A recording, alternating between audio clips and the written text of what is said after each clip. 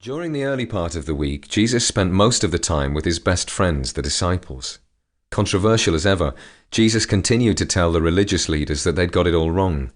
On Monday, he caused chaos in the temple as he overturned all the market stalls. The stallholders were conning their customers, raising exorbitant profits that went directly to the high priest. These crooks were cheating and misusing the temple, and Jesus just couldn't stand the corruption any longer. He also continued to tell stories about the love of God.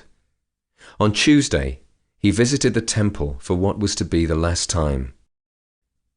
On Wednesday, he spent the last full day with his closest friends, and they laughed and cried together as they reflected on the last 3 years of the work, the healings, the stories, the people they'd met.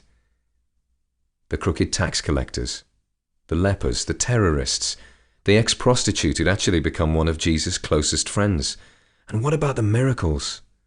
After all, here was the man who'd walked on water and calmed a storm at sea. He'd helped the disturbed and the possessed. He'd even raised people from the dead. He turned 180 gallons of water into the finest wine at a wedding reception. It really had been an amazing few years. We were there, lost in wonder, stood in awe, standing there as the lame were set free. We were there as he held at his hand, came to search for truth and love.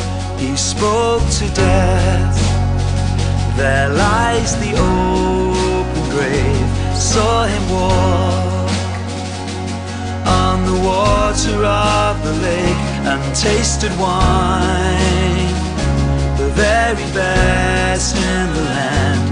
Everyone was drawn to him.